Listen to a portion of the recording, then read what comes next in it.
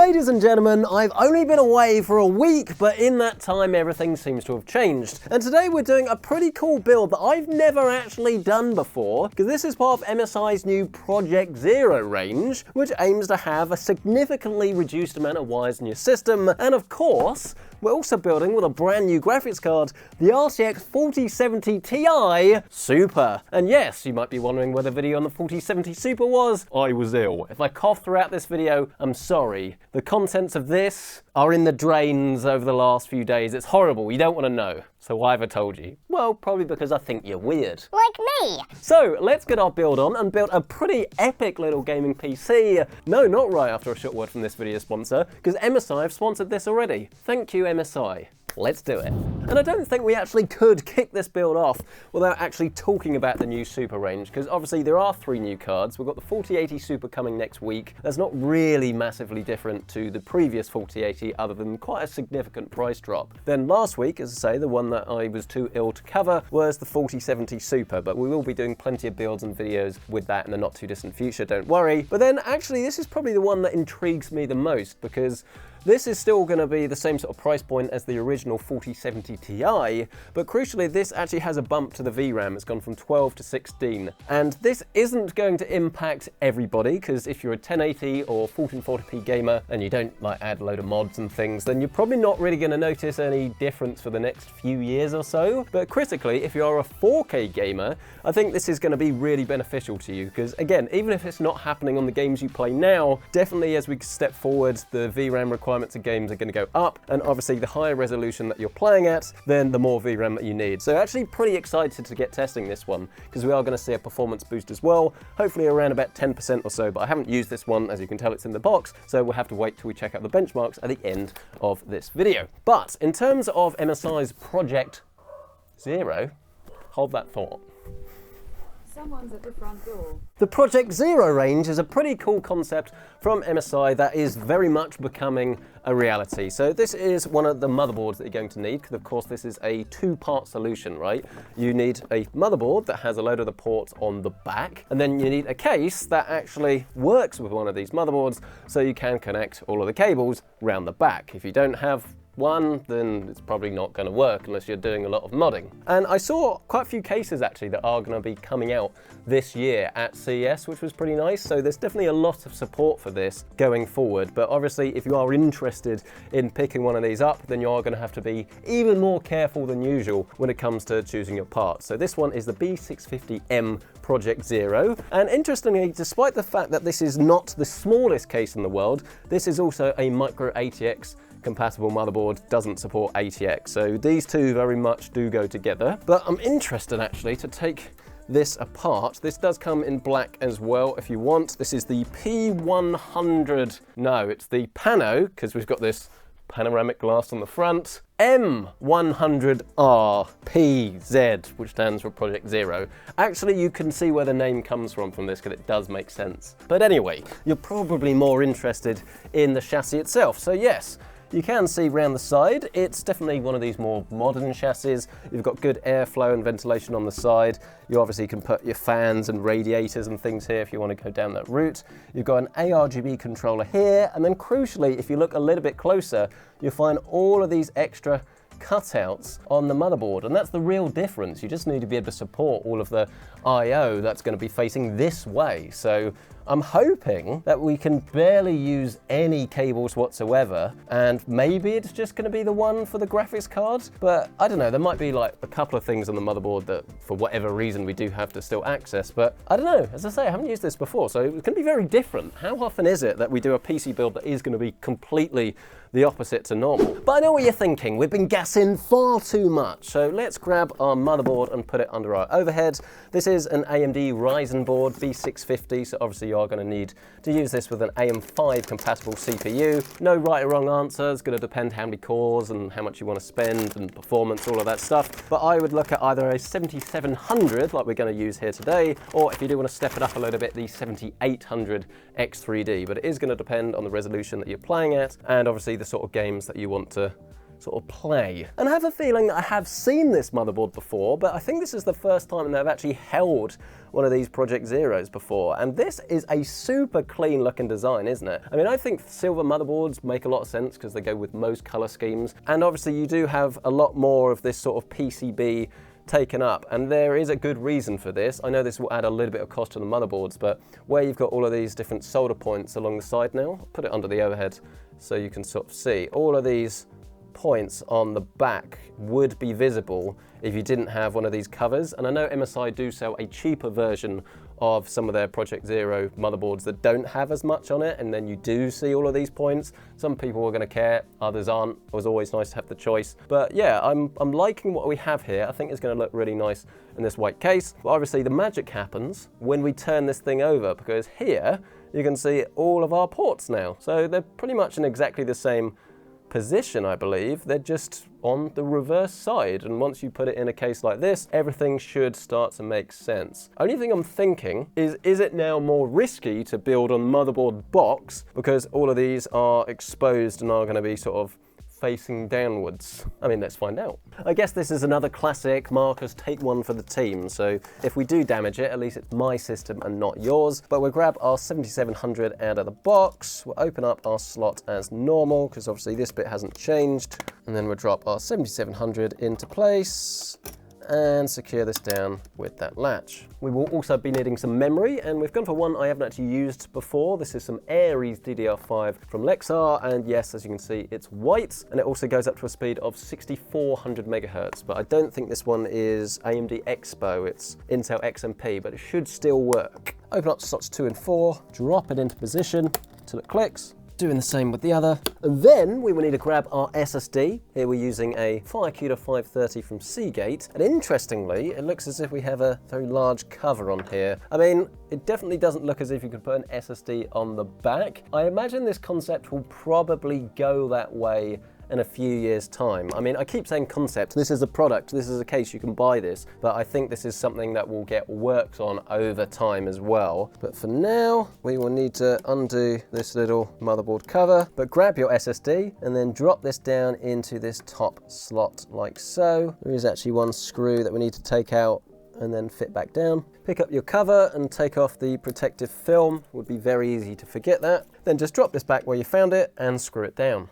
One last thing before we put this inside our chassis though is to get our cooler installed. And this is one I've used twice before, both with Intel CPUs, and I haven't liked it because the TDP wasn't as high as we needed. But as we know, this is a 65 watt chip, so I would be amazed if this cooler from NZXT is not going to, that was close, fit the bill very well, because this is a smaller, more affordable cooler, but as you can tell, it looks absolutely fantastic in this white color. You can add another fan, but I would like to emphasize that you can get coolers that are more performant for similar money. So this is partly aesthetics, partly the fact that we just don't need any more than this for this CPU. Let's fit the AM5 mounting brackets on top of the cooler. We also need to remove the default AM5 mounting hardware. Little plastic spacers on top. Grab the thermal paste that comes in the box, apply to the CPU.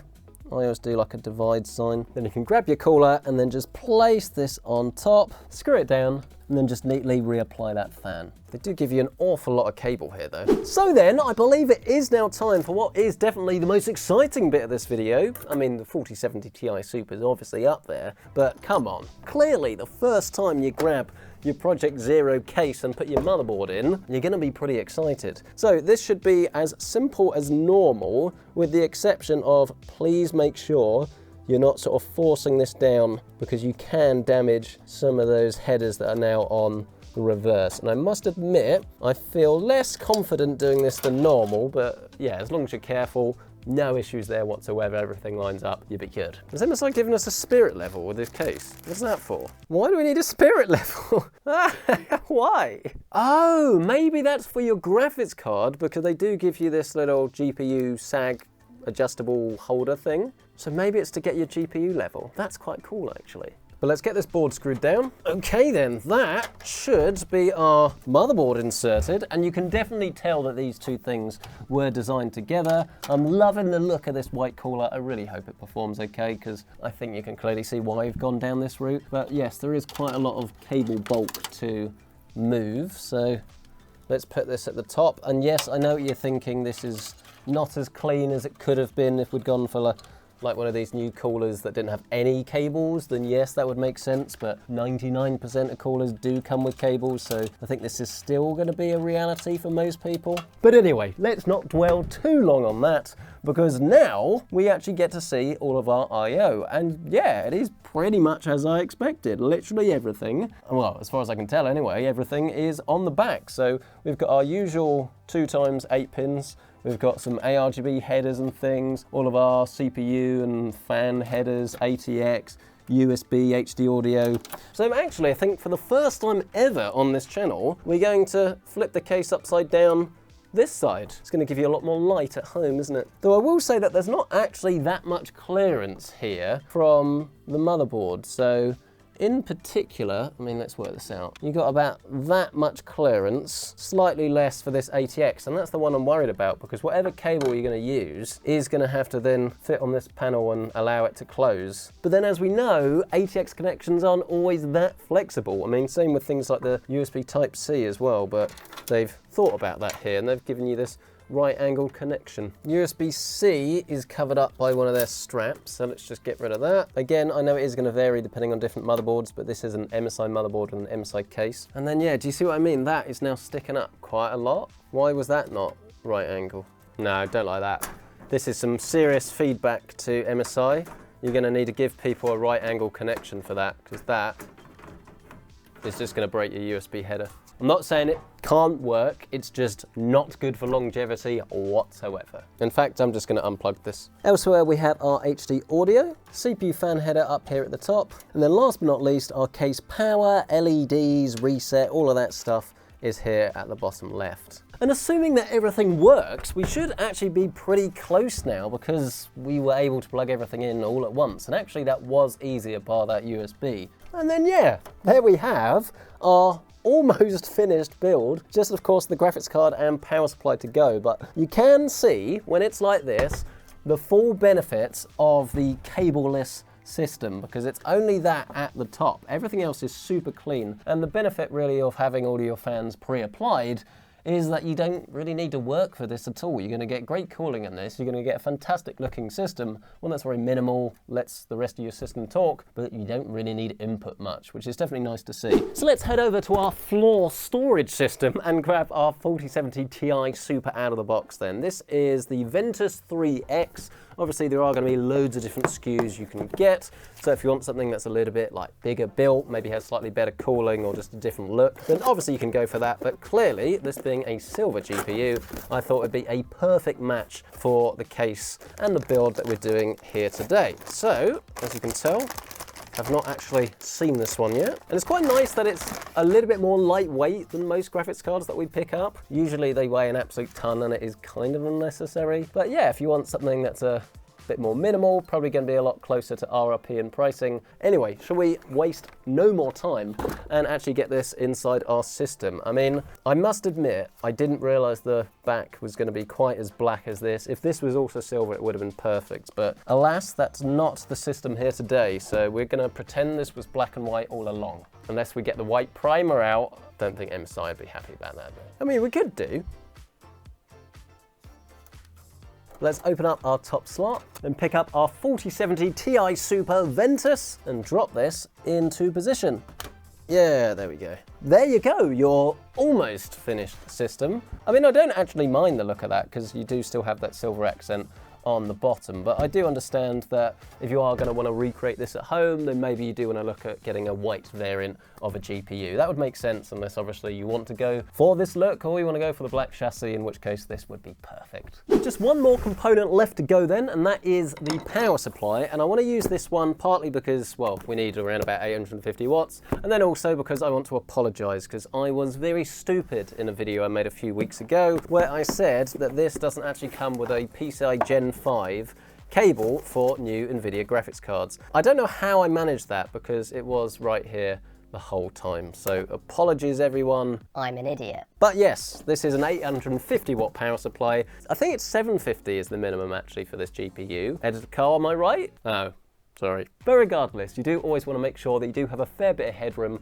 just so you can make any future upgrades without having to swap out your PSU, and to help the efficiency curve, because if you're running your power supply at like 90–95% load, it's nowhere near as efficient as if you were buying a higher wattage one and running it at like 50, 60, 70. Curves all vary though. But that's boring. Shall we get this inside our rig? You should just be able to tuck it in the underside for real. That's real REAL, not like Instagram reel. Come on. Carl, I know you would normally cut that from the video. Please can we leave that in, because that really is the level I've stooped to now. Get this screwed in, and then once again we can do something a little bit more unusual and plug the cables into this side. We do only need one of these CPUs, as it's a 65-watt chip. ATX goes over here, and again this is the one I am slightly concerned about. And then with our Gen 5 we can just feed this through to the back chamber and up. Give this a spin. Oh, and this actually comes with a right angle connection on this power supply, which is quite nifty, assuming it's the right side. Are you joking? It's not, is it?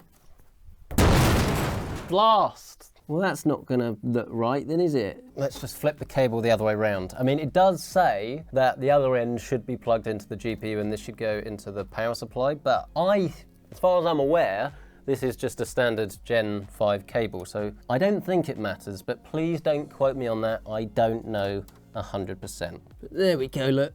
That just presses in. Right then, I believe that should hopefully be that. I've done some very basic cable management. I will say that this does particularly look worse than normal, because obviously there are now more cables all in one spot, but as long as you do a little bit of work, you can get it working quite nicely actually. I mean, I do like, as I say, that everything is all sort of pre-done for you as much as it can be. It was just that USB-C that I've not used, I've just parked down the bottom. Otherwise it's a little bit too risky, I think, personally, for me to want to use. But yeah, I definitely think this has got legs, this system, because it was actually easier to connect, it was quicker to connect, and obviously the end result is a whole lot cleaner. I mean, look at that. I mean, besides this cable here and obviously the one for the cooler, you can't really see anything, and this being like a white case with white cables, I have to admit I am very impressed. It looks very grown up, and it makes it look as if you've put a lot of effort in when you haven't. Shall we see if this works? We've grabbed ourselves a monitor, keyboard, mouse, and of course the PC Centric mouse mat, available down below, pccentric.store. But time for the moment of truth now, and I realise the I/O for this is actually on the side of the case, which is pretty cool. Let's see if it works. Oh, there we go. I love blue. Blue and white is always a nice little combination. But is that going to translate to anything on screen? I mean, if we press this LED button, there we go. That's actually more like it, a nice lighter blue, but it can cycle through a few different colors. We've got rainbow and stuff. But come on, I want to know if this actually works. Oh, HDMI 1, HDMI 1. Yes, I have faith. And I have to say that I love the overall look that we've got going on here. Again, I probably would opt for a white GPU if you wanted to complete the look. But while it's not the perfect white build, I still really love what we've got on offer here. And you can notice the lack of cables. I mean, especially the ATX missing from the side. I think the whole thing is just so much cleaner. It is a bit of a shame that that air cooler still does have those white cables that trail down. Even when you're neating them, they still don't look that neat. But then maybe we're now only noticing these things because of the absence of all of those other cables. So maybe it's like a catch-22. You're chasing perfection, and obviously it gets harder and harder the closer you get. But yeah, I'm pretty stoked actually about this. I think this is really gonna take off, and I think a lot of people are gonna love to go down this route. But we have a 4070 Ti Super in here. Should we see what it can do? And as if by magic, here we are then, all set up and ready to go. And I have enabled the XMP, so we've got the RAM running 32 gig at 6400, no issues there whatsoever. And I have also tuned this quite carefully. If you do have a Ryzen CPU, it's worth making sure that it doesn't get too loud until you hit like 90 degrees, because these chips do like to clock as high as possible and just put a load of power through them, and you can find, compared to Intel chips, that you do need to make a little bit more adjustment. But the whole system we've got running here currently has Ratchet and Clank, so it's going full pelt, and basically completely silent, right? This is one of the quietest cards, or the quietest systems as a whole, really, that we've put together in ages. But let's jump straight into gameplay. As I say, this is Ratchet & Clank. Now, this is running with DLSS. This is running at 4K quality, and this is set to very high without any ray tracing or frame gen. And as you can see, this is a really nice, smooth experience. We're getting over 100 FPS, latency around about 26 milliseconds or so. And yeah, this is going to be an absolutely fantastic way to play. And obviously, if you do have a television or a high-res screen that you want to hook this up to, you're really going to be able to get the most out of it. But let's go into the settings and actually see if we can turn on some ray tracing, turn everything up to high or medium. And what has that done to our frame rate? Well, it has lowered it down slightly. I mean, well, actually, to be fair, a fair bit at this precise second. But obviously, there is a lot going on screen, as we're now getting about 75 FPS. But actually, for a game that I would play with a controller anyway, getting around about 75 to 90 FPS is still way more than I'd need, and this is probably the way I would choose to go. I mean, obviously, it does depend on the actual image quality and whether you can tell that much of a difference. I think in a game like Ratchet & Clank, then it's probably like a bit more middle of the road. There are definitely bits where you will notice a big difference, and there'll be others where you kind of just start playing the game and forget about it. But hey, it's definitely nice to have the flexibility, and this being not the top end NVIDIA card, but obviously being one that is very much at the higher end of the stack, it is nice to see that you can do 4K ray tracing without any real hassle. I mean, we do of course also have our frame generation to turn on that can give us an even higher frame rate. So at the moment we're getting about 33 milliseconds, turn this on, and now it has actually jumped up a fair bit to around about 60 milliseconds, which I can now start to notice actually that it's not quite as nice when it comes to latency as we had before. The frame rate has increased, we're now getting about 100 FPS, but I don't know why, for some reason the DLSS 3 implementation in Ratchet & Clank I do always think adds a little bit more latency than it needs to. It definitely works better in my experience on some other games, so that's slightly disappointing because, yeah, I wouldn't want to use frame generation at the moment in this game because it's just adding too much latency.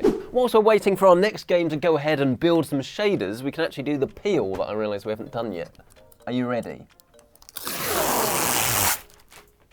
Ta-da! Let us press on to our next game though, shall we? With some Starfield. And let us begin by actually looking at our settings. So we'll make this Ultra. We do have DLSS, so we'll set this to quality. Frame gen we'll leave off. And then let's have a look at our frame rate. Well, at the moment, it's nothing crazy. We're getting around about 65 frames a second or so. But again, Ultra settings 4K, really not too shabby. And if it was me personally, I would be turning the DLSS down to balanced probably for 4K, maybe even performance, but that's usually more worth it for lower end cards or if you are really struggling for frame rate. But I mean, this is still a really nice way to play. It's not like you need crazy frame rate in this, but obviously as it is a FPS, or at least if that's the way you want to play, then you are going to be a little bit more sensitive to sort of moving the camera around when it comes to aiming. But yeah, this is going to be a great way to play what is quite a visual story orientated game. Let's see if the frame gen works better though. We're currently getting about 39-40 milliseconds. Turn this on, and now it's jumped up to about 50-55. So do you see what I mean? It's not jumped up anywhere near as much as it did with Ratchet & Clank. So once again, this is definitely slightly on the high side, but I mean, I don't think it is as bad here, and I would be willing to certainly try and use it. I think I do use it actually when I play this downstairs in my own system. Anything around about 50-55 milliseconds or latency or below, I would say is fine, but once you get over the 55-60, that's when you really start to notice it. So yeah, if you want to play Starfield, definitely a solid way to play with around about 90 FPS with 4K frame gen. But let's take this opportunity to move on to our next title, one of my absolute favorites, and this is one of the few ray trace titles that I think if you weren't playing with ray tracing enabled, then you really would be missing out because it's an absolutely stunning looking game. This one of course being Returnal, and we've got this set to absolute max settings across the board. So this has ray tracing and all of the quality settings set to epic, and it does indeed look pretty epic. It's a stunning looking game, highly recommend that you check it out if you haven't played it already. And in terms of our frame rate, we're currently getting around about 80 frames a second or so, and in terms of our latency, about 30 milliseconds. So this is not bad, bear in mind we're only using DLSS Super Resolution and it's set to quality, which again is still kind of unnecessary, probably turn it down to balanced if you want to get an even higher frame rate. But there's no frame gen enabled on this at the moment either. So pretty darn cool. But I do want to test this at a few different resolutions for you. So let's turn this down to 1440p. And what has that done to the frame rate? Well, it has increased it by quite a lot actually, around about 140 FPS. So clearly this is a system that if you do want to run hard with bells and whistles enabled, even at the high resolutions, you shouldn't have a huge problem. I mean, this is not a 4090, so it's not like your Hail Mary can run anything. But for what most people are actually going to want to use their PC for, I think this really is the card to consider if you're after the do-it-all system but without spending stupid money. But let's press on to the one that I know you guys have been waiting for, the multiplayer title on our test, some Call of Duty Warzone. And as we jump out of the plane and touch down, we're currently getting around about 120 FPS at the extreme preset 4K, once again with DLSS set to quality. And we say this every time, I wouldn't recommend playing this game at 4K because there's just not really any point when you get a higher frame rate at a lower resolution, but it's still a good little test for our GPU, and it's nice to see that we're not getting any bottlenecking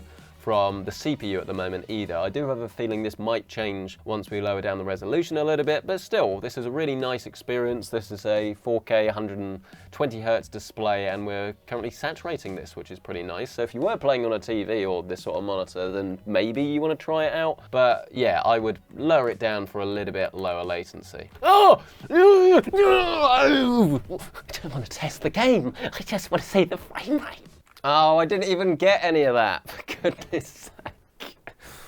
Ah. Well, I'm recording now, and this is 1440p, so we have our test.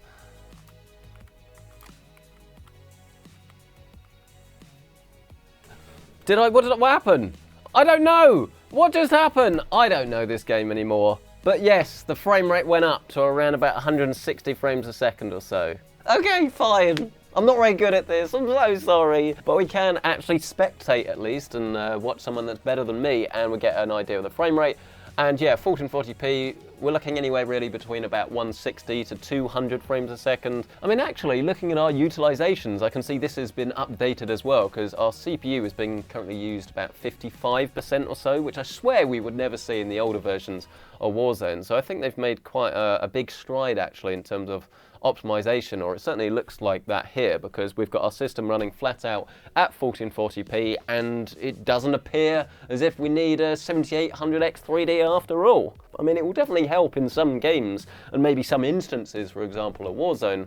But I think all round, we've built a pretty cracking system, really. I mean, there's not really too much I would change. Obviously, if you want Project Zero, then you're going to need a Project Zero compatible case. Don't have any issues with the motherboard, seems to be working great. We've got this tuned, it's super quiet, and I think it's a great looking system. The only thing really, as I say, I would change is maybe to modify your GPU to make it look a little bit more white so it fits in better, or just go for a black theme, or look at a potentially different GPU. But I would love to hear your thoughts on this. What do you make of our system? What do you make of the new 70 Ti Super? Do you agree with me that actually for 4K gaming, this is now like a really good card? You've got that extra bit of VRAM, and you've got plenty of performance, and it's not costing you stupid money, despite the fact that it's still a lot. I'd love to hear from you, so let us know your thoughts down in the comment section below. Smash the like button if you've enjoyed this, get yourself subscribed, and of course, as always, if you do want to check out current pricing on anything that was featured in this build, you can find it listed down below with our Amazon links and our Newegg links. Thank you so much for watching.